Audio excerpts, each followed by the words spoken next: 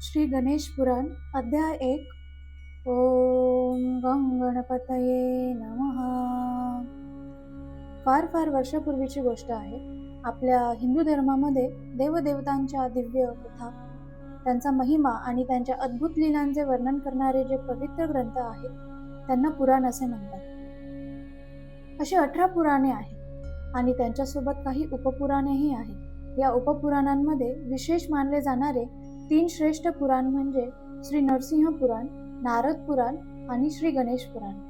आज आपण त्या पवित्र श्री गणेश पुराणाची कथा ऐकणार आहोत. बुद्धीचे अधिपती, विघ्नहर्ता, मंगलमूर्ती श्री गणेश यांच्या कृपेने हे कथाश्रवण निर्विघ्न पार पडो अशी त्यांच्या चरणी प्रार्थना करून आपण या दिव्य कथेला सुरुवात करूया. प्राचीन काळी नैमिषारण्य नावाच्या पवित्र वनात महान तपस्वी शौनक ऋषींनी एक भव्य यज्ञ आयोजित केला होता. त्या धर्मकार्याच्या निमित्ताने अनेक ज्ञानी, तपस्वी, साधक, उपासक, विद्वान आणि धर्मप्रेमी भक्त तेथे एकत्र जमले होते. यज्ञाच्या कार्यामध्ये जेव्हा थोडासा विश्रांतीचा वेळ मिळेल तेव्हा त्या वेळेचा उपयोग महापुराणांचे श्रवण ऐकणं केला जाईल.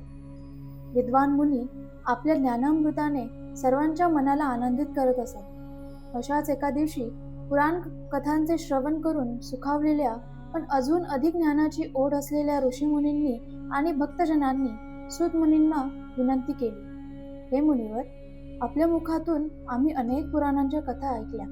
त्या अमृतासमान वाणीने आमचे मन आणि कान तृप्त झाले आहे. या श्रवणातून आम्हाला पुण्य लाभले, मनाला शांती लाभली.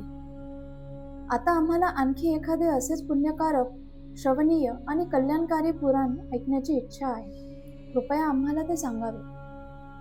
सूतमुनी त्यांच्या विनंतीने प्रसन्न झाले. ते म्हणाले, श्रोतेजन हो, तुमच्यासारख्या ज्ञानी आणि भक्तिमय जीवांना कथा सांगण्याचे भाग्य मलाही लाभत आहे. आज मी तुम्हाला अशा एका पवित्र पुराणाची कथा सांगणार आहे, जी सर्व देवतांमध्ये अग्रपूजेचा मान मिळालेल्या श्री गणेशाच्या महिमांचे वर्णन करणारी आहे. हे आहे श्री गणेश पुराण. लवकरच एका शुभमुहूर्तावर आपण या पवित्र कथेला प्रारंभ करूया. हे ऐकताच सर्वांच्या मनात उत्सुकता निर्माण झाली. प्रत्येक जण अधीरतेने त्या दिवशी वाट पाहू लागला. आणि मग तो दिवस उजाडला.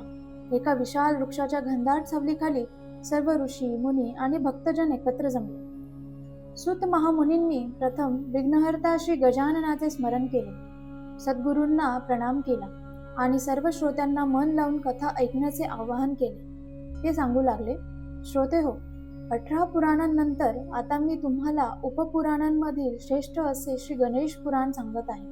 श्री गणेश हे विद्येचे अधिपती आहेत.